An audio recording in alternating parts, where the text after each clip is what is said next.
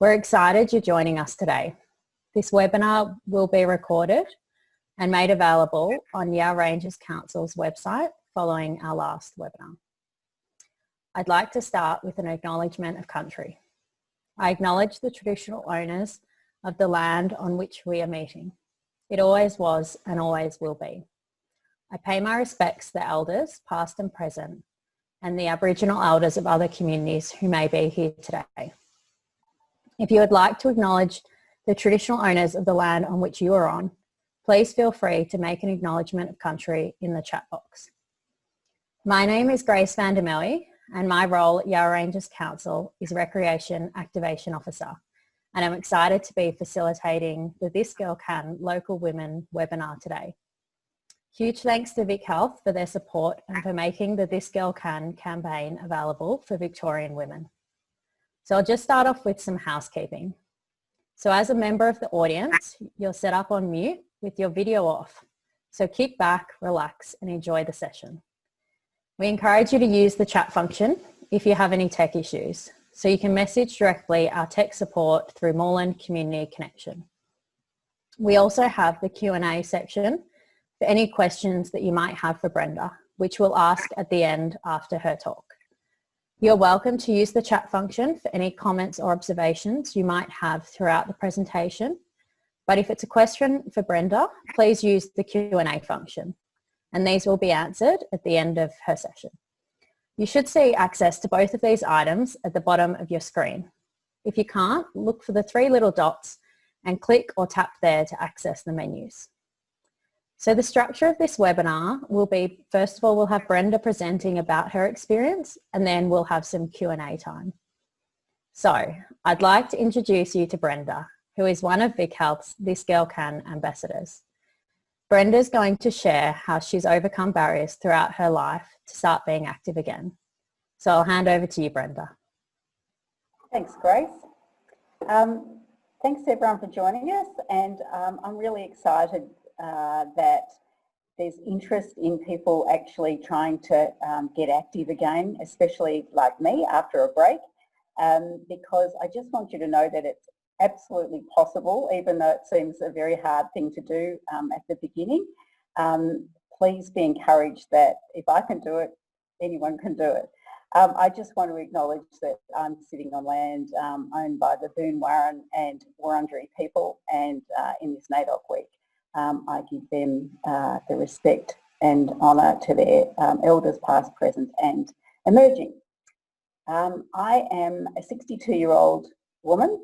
I am a This Girl Can ambassador, and I like the idea of it being a girl.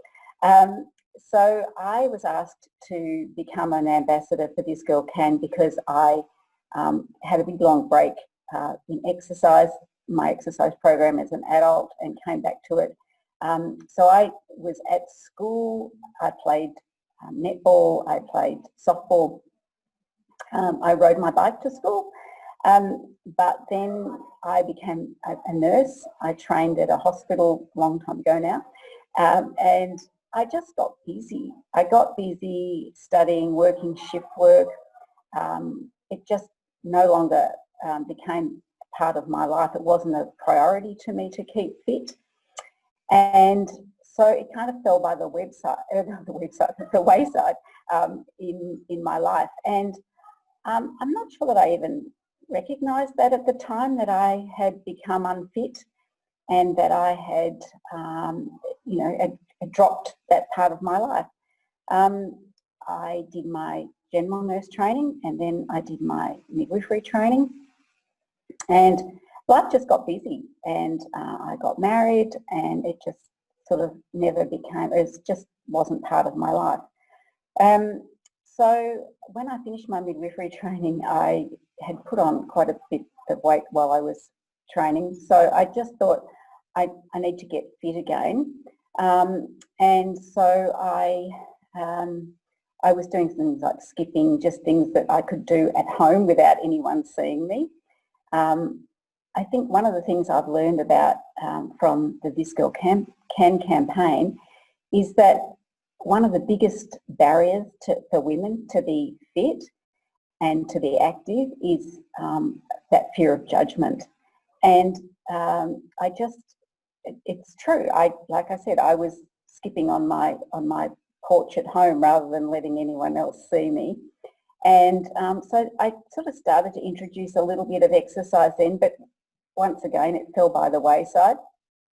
Then my marriage fell apart, so I went to America, and I was working in America, and I moved around a bit and came to was living in North Carolina, where there was a really lovely beach nearby. So I thought, well, this is a good opportunity. I'll just go and walk on the beach. So I would walk for about an hour a day, which was just a lovely way of reconnecting with nature, with getting out, getting active. There's a lovely feeling about that. I was working night shift, so I would get up in the afternoons after I'd woken up, and it would just clear the air for me. It was a really good thing.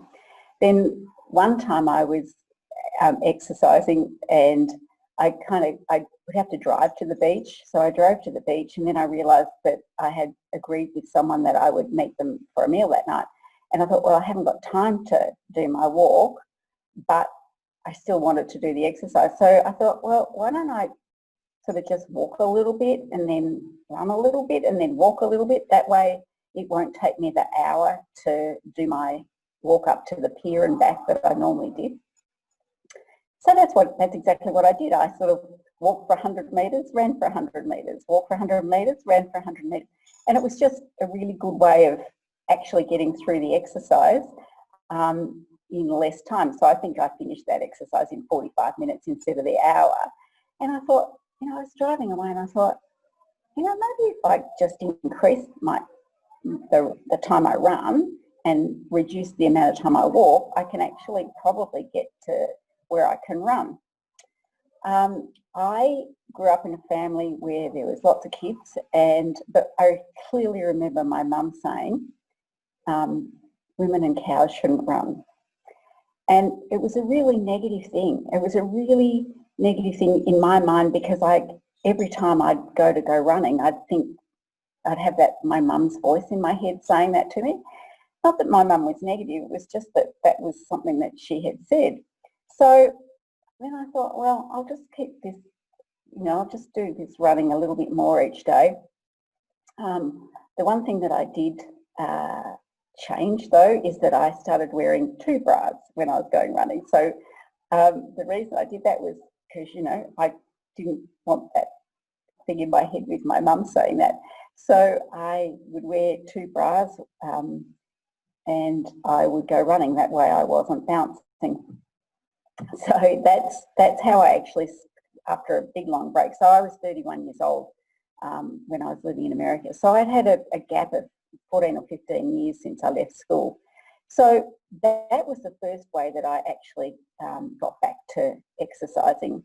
And it's empowering. It made me feel like I was a little bit in control of myself. It woke me up when I had been working night shift. It was a really good way of waking up in the afternoons and sort of getting ready to be able to go back to work and work in the labour ward, which is where I was. So that was the first time. Then, things fall away. So I come back to Australia. I got married again. I kept pretty fit then. I was very good at going for a run. We had a dog that needed a lot of exercise, so I would take him out and we'd go off running. Then I got 15 years ago, I got breast cancer. So the surgeon said at the time, one of the best things that you can do for yourself is to keep fit. That's one of the best ways of preventing a recurrence. And I'm not sure if you've seen the news in the last couple of days, but there's been a lot of research done, and there's statistics now that say that the chances of recurrence are reduced by 40% for women if they keep active either when they're having treatment or after they've had treatment for any sort of cancers. And I think, oh gosh, I mean, it's such a great health benefit to keep active. So once I'd finished the treatment that I had after surgery, you're a little bit, you can't exercise until you've got over your surgery. But once I had got over that, I started walking again. You don't have to do it, like I run because that suits me, but just do whatever it is that suits you. If walking your children to school, or getting out a scooter, or getting out your rollerblades, or dancing, or gardening, or playing polo, or soccer, whatever it is that you think, oh, I could stick at this, I think this is something I could do, that's what I'd encourage you to do. You don't have to be healthy and active to start. You've got to but you've got to start. That's the thing. So then I've been pretty good in all these years, in 15 years since I had breast cancer. I've really maintained that healthy lifestyle, because I don't want to have a recurrence, and touch wood, I'm okay. Then we fast forward to earlier this year. I ride my bike. I'm a school nurse now, and I ride my bike 12.5 kilometres to work and home again in the afternoon. So I'm getting like 125 kilometres of bike riding in, which is absolutely fantastic, and it gives me a really good break in between work and home and work. It's really good. And the funny thing is, it takes me like 10 minutes longer to ride my bike than it would be to drive. So, my environmental impact is way less. I'm getting fit. I get out in nature. There's so many bonuses to actually to bike riding. But anyway, on the 29th of April this year, I was riding home from work. It was a Wednesday afternoon. It was a very, very gloomy afternoon. It got very dark, and strangely enough, I had actually looked up Sheba, like the female Uber, to see maybe I should actually maybe catch a ride home, because it was looking so threatening outside. My husband, it was just when the whole shutdown started, so my husband had decided he would go down to our beach house and work from there. So I was going home to an empty house, basically.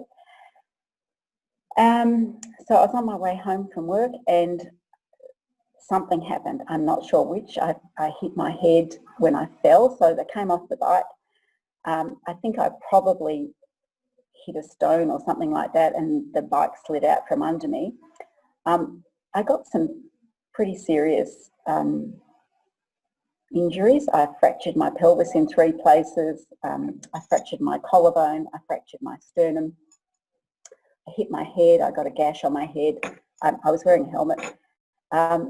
I had no recollection, still have no recollection of that happening.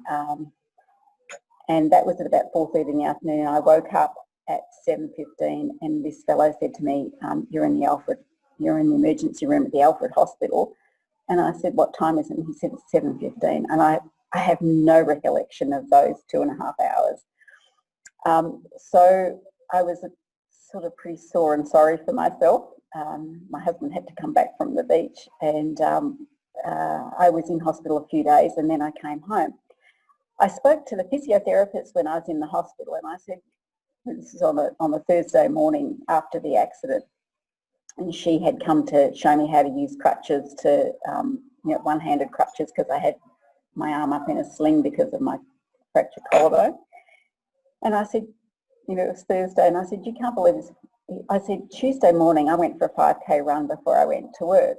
And she said, well, that's a good thing, because it means that you've got a level of fitness that means it'll be easier for you to recover. And even though you're going to lose some of your fitness because, of having to get back to normal, she said, you probably still won't be as unfit most of the general population are. So I think the good thing about it is that as soon as I was able to, I just started to walk again, and I had to start that interval training again, the walking and running, the walking and running. So 5 months after the accident, so probably in about September, I was able to run again, and I was speaking to the orthopaedic guys at the Alfred, and they said, look, we're delighted that you're fit enough to do that. So when I say that I have had coming back to fitness after a break, there's been several times in my life when I've done this. And like I said, if I can do this, anyone can do this. So I want to ask, why do you think it is that women don't exercise? And I think there's lots of excuses that we give. They may be reasons, they may be excuses. Like I said, most women fear judgment from other people.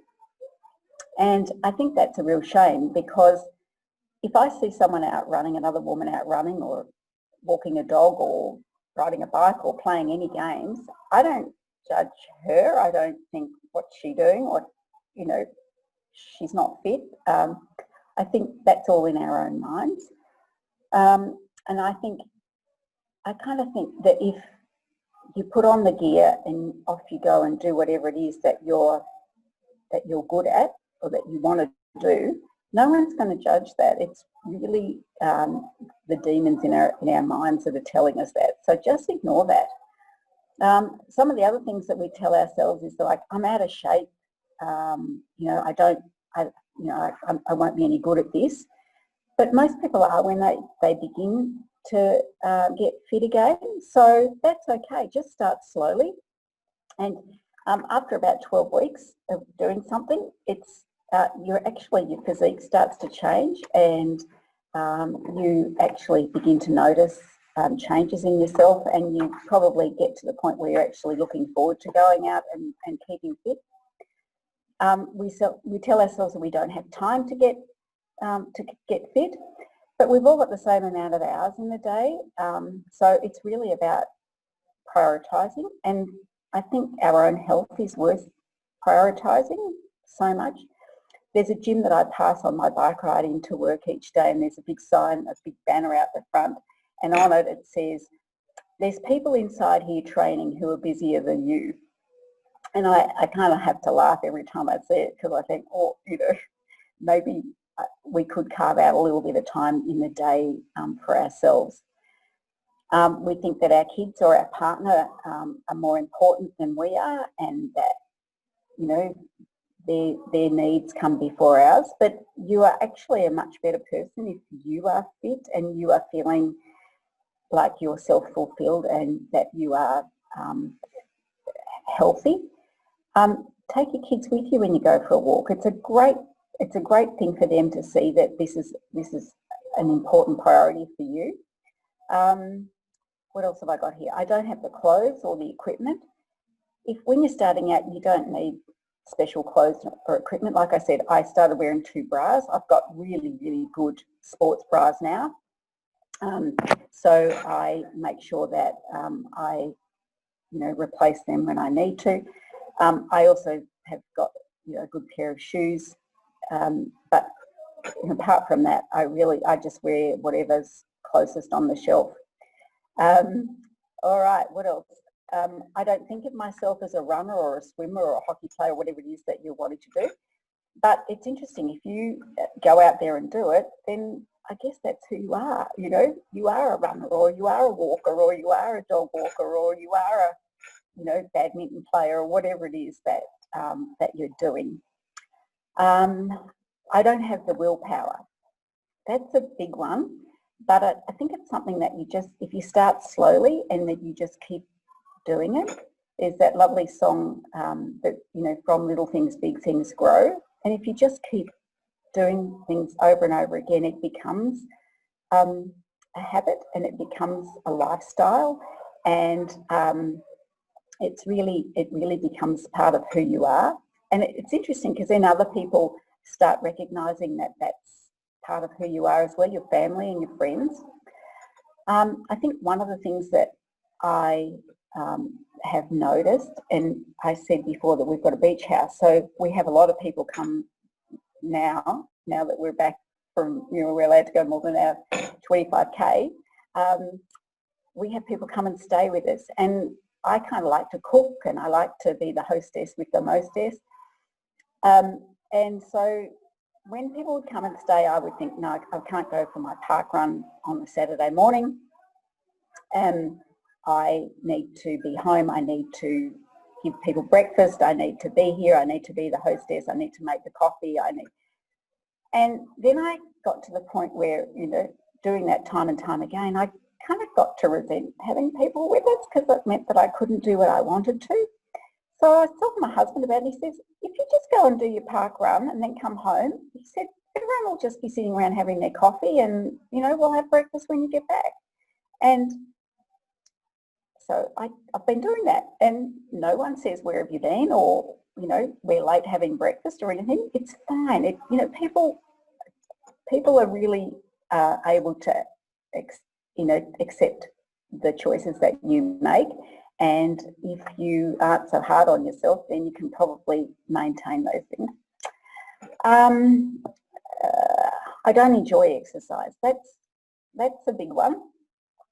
I think do something that you do enjoy. If it's dancing, do dancing. On the This Girl Can website, there's a friend of mine, Jagruti, who does Bollywood dancing, and she actually got us all involved in like one of those flash mob Bollywood dancing videos a few weeks ago, and it was so much fun to actually do that and to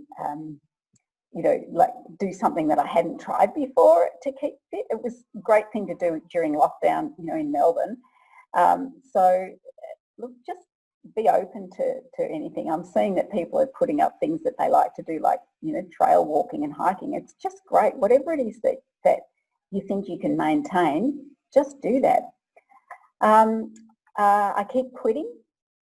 So, yep, like I said, you can see that at least 3 times in my life I've quit from being fit and healthy, but you get back to it. You talk to yourself and you go, okay, I can keep doing this. So just, don't set yourself up to do something that's hard to maintain. Do something that's easy to maintain. All you need to do is move more, and then you'll probably begin to want to move more as well. I can't afford a gym.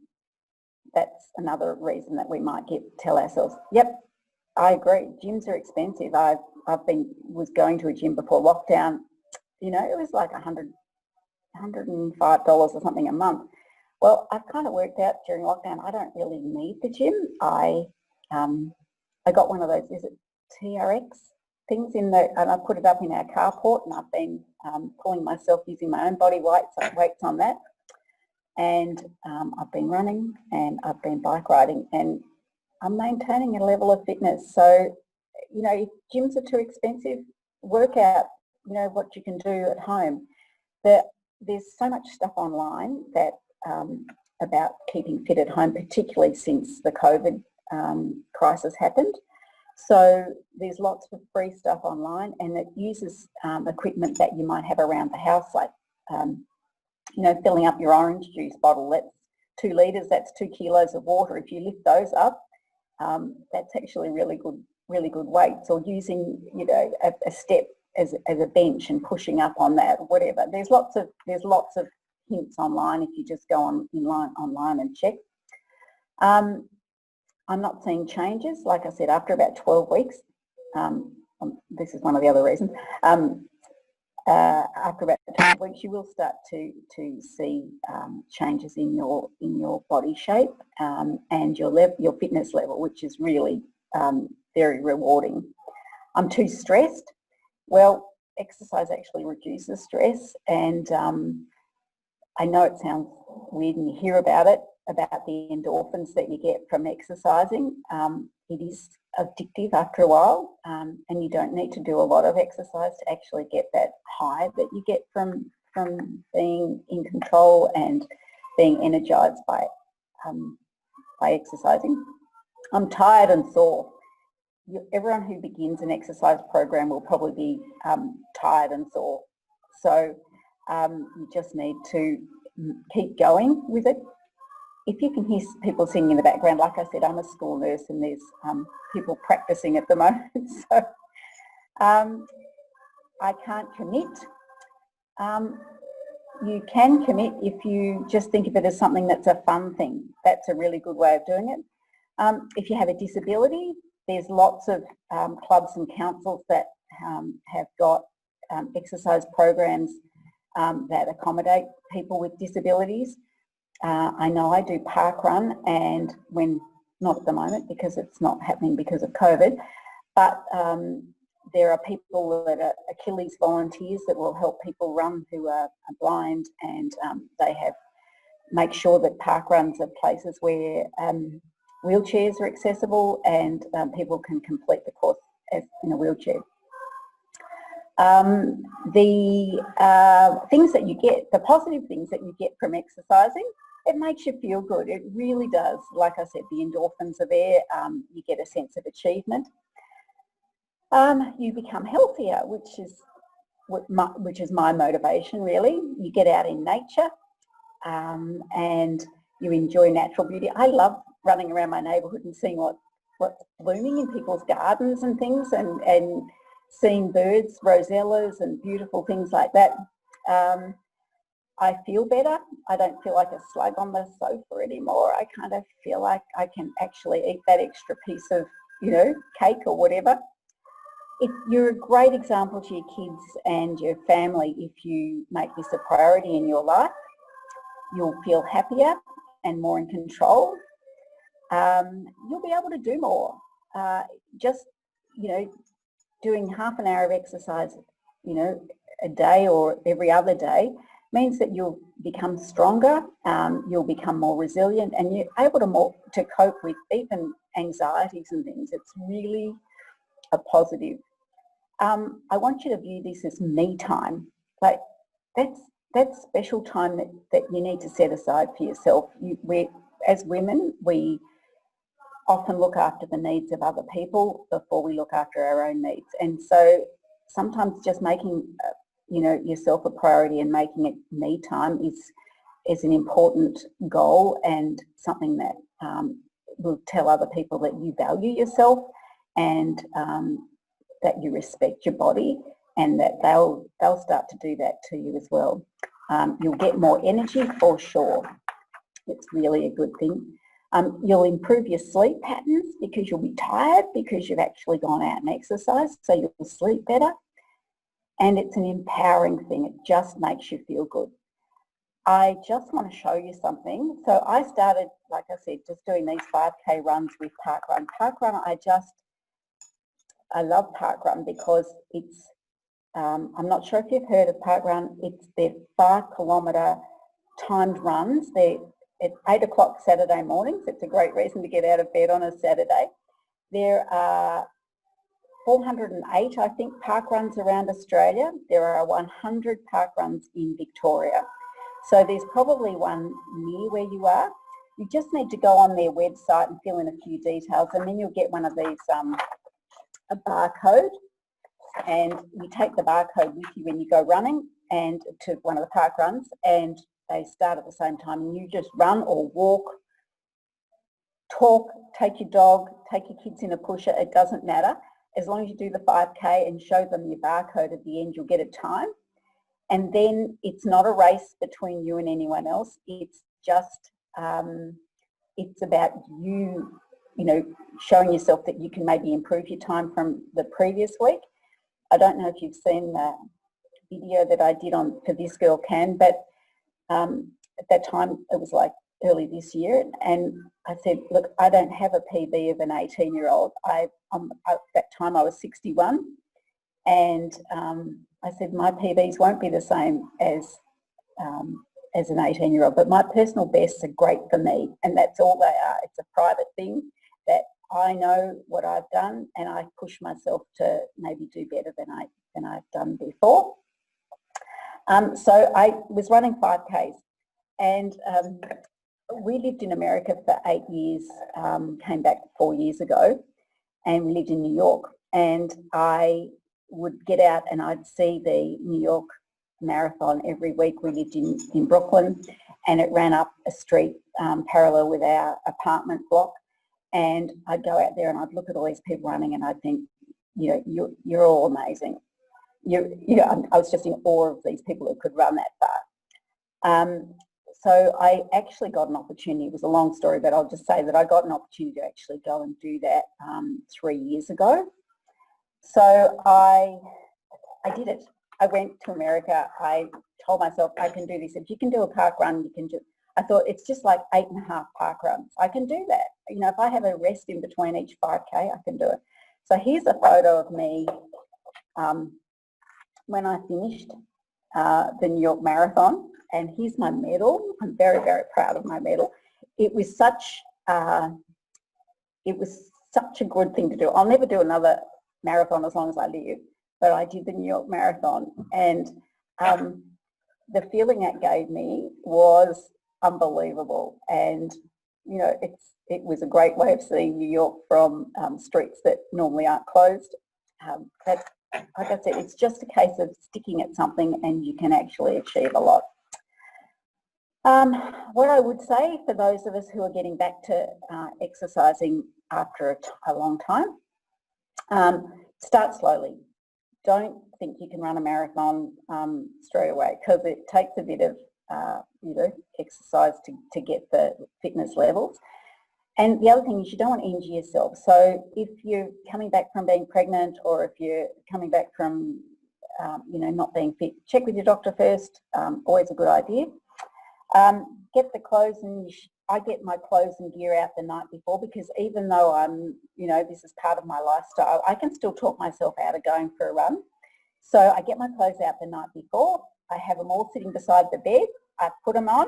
I go to the toilet, and off I go. And half the time I'm out running before I even kind of wake up. So, don't give yourself any excuse not to do it.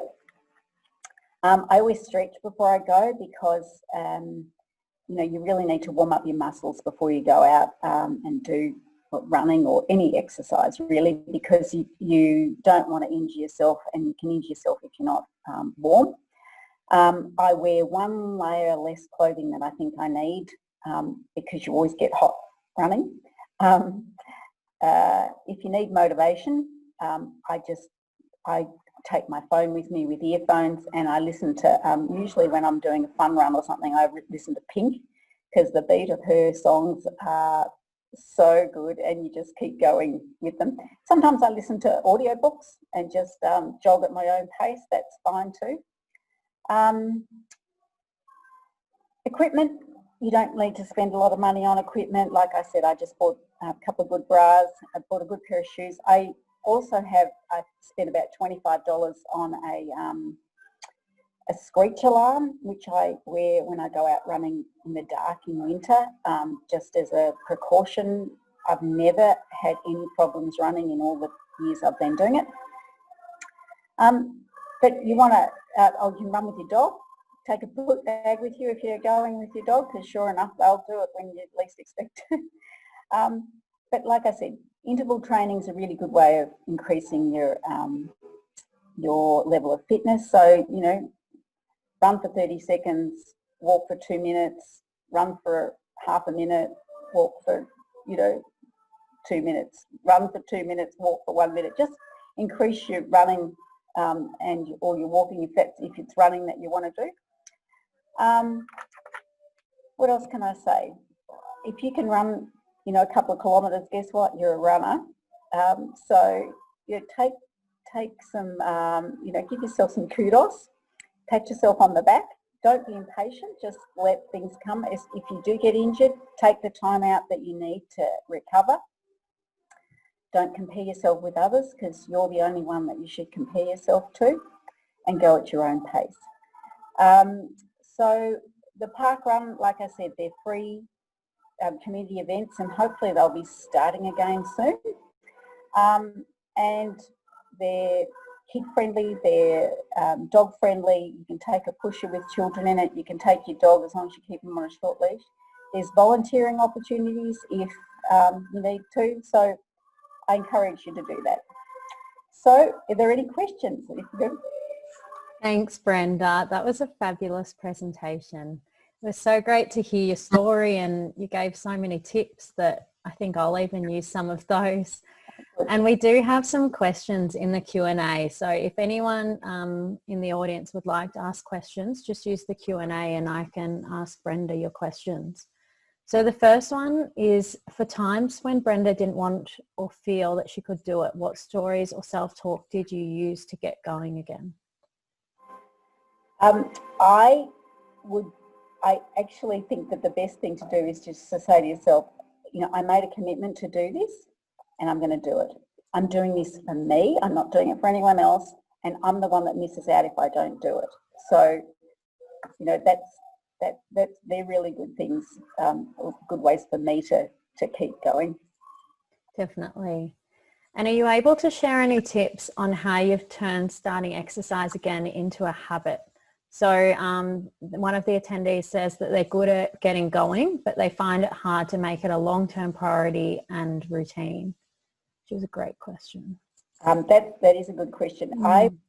Maybe if you want to go walking, I would find a neighbour, and that way you keep each other, you know, on track. You say, look, we'll meet, you know, on the corner at 7 o'clock in the morning and do it. You've got someone else holding you accountable. That's a really good way of doing it. I use Strava, which is an app. It's a free app. You can pay for it as well, but there's a free component to it. And I just track myself running on Strava or walking or riding my bike. So that's a really good way, because then it actually gives you like little awards for, you know, doing things fast or, you know, going up a hill or whatever. So that's a really good motivator. My dog is she's almost 10, so she's not a good motivator. When she was young, she was really good. She was happy to go for a run, but it's a bit hard now. So, you know, find, you know, like I said, I put my clothes out the night before. That's a really good thing, because then my husband says, I thought you were going for a run because your clothes are out. And where are you? I always have to go running. For me, I'm a morning person, so I need to do that first thing in the morning before I have maybe a coffee before I go. But the other thing that is a good motivator for me is to actually sign up to fun runs. A lot of the time there's fun runs around, not during COVID times, but last year I was signing up for a 10 or 15k a fun run each month, and I did so many fun runs last year. This year they're doing them virtually, so you can still do them. You just do them in your own area, and you use Strava or something like that to actually record the time. So that's what I've been doing. Thanks, Brenda. And this is a question from another attendee, which I'm also interested in knowing, but how did you learn to train for the marathon? So I was running the 5K, and that was fine. I could do that. So what I did is, one time our beach house is near Inverloch, so I would go to the Inverloch Park Run, which is flat because it's right beside the water, so it's really easy. So what I did is I did the park run, and then I thought, okay, I'm just going to stand here and I'm going to breathe until I feel okay, and then I'll just go and I'll do it again, you know, on the same route, which meant that I knew I could run 10k. I did go and see a fitness guy who gave me some pointers on how to run. He told me that I'd been running wrong all my life, that I was running on my heels, and he said, no, run on your toes. So that was a really good pointer. He said, keep your head in the same place, pump your arms up and down, not across your body, because he said if you go across your body, you're shearing your pelvis and you're going to run into problems. So I just did that, and I just went out every like 2 or 3 times a week and ran a little bit further each time. And when I was doing the New York Marathon, I actually knew I'd be going over 5 or 6 bridges. So I knew I said to myself, I'm going to walk over the bridges. I'm not going to run over them. And that way I gave myself that time to recover. And then I thought, okay, I can run again now, and off I go again. So I didn't run the whole way. It took me 5.5 hours. It wasn't fast. What's my time says? 5 hours, 37 minutes and 40 seconds. So it wasn't fast, but I did it. And no one can take my medal away. Exactly. Thanks for that, Brenda. And you've mentioned a bit today, as well as in the This Girl Can video, about how being active makes you feel alive. And I was just wondering if you're able to explain more about what you mean by this. I just think that when you're doing something for yourself, it's just a really good feeling that you're prioritising yourself. It gets the blood pumping, and because I'm fit and because I can run upstairs, I can go up to I've got one of those little Jeeps from when we lived in New York, those little shopping Jeep things, and instead of driving up to my local Aldi, which is probably only, a kilometre away, I take my Jeep and I walk. And that way, adding those little extra exercises into the day, it makes me feel good, because I think, I've done a little bit of extra exercise today, the incidental exercises. If I do drive to the supermarket, I try and park further away and then walk. And that all just gives me a little tick inside inside me, and I'm going, I did that. I didn't take the easy option. I made the effort to do that a little bit extra. And sleeping better is probably the biggest bonus. I just think if I don't get my exercise in, I just don't sleep as well. So I think I feel much more alive if I'm exercised, I'm energised, and I'm sleeping well. Thanks for sharing those tips, Brenda. This has been great, and it's time to finish up, but I'd like to give a big thank you to you, Brenda, for sharing your experience with us all. It's been very insightful for myself, and I'm sure the participants have also enjoyed it as well. So before we finish up, we'll be randomly drawing the winner of the Fitbit, but I'd just like to put up a poll to get some feedback from everyone. So you should be able to see the poll up on your screen, and we're just wanting to get some feedback from the participants. So there's 3 questions there, if you're able to answer those.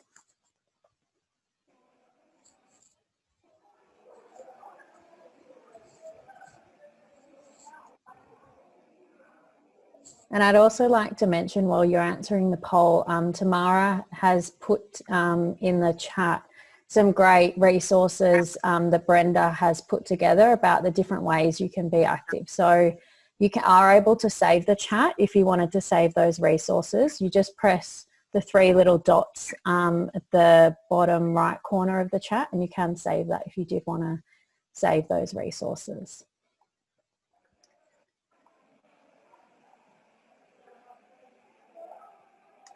So I'd like to announce that the winner of the Fitbit is Julia Show. So we'll be in contact via email with you, Julia, to organise getting the prize to you. So thank you everyone for attending this webinar. To check out more of the webinars like this, search the This Girl Can Vic website. I'd like to thank the co-collaborators of the This Girl Can local webinar series, so the other 4 councils, and in particular Jo and Tamara, who've helped out on this webinar. As well, a big thank you to Vic Health for their support. And lastly, another thank you to Brenda for sharing your experience and wisdom. Enjoy the rest of your Friday, everyone, and hopefully see you on another of the webinars. Have a great week. Thanks for attending. Thank you.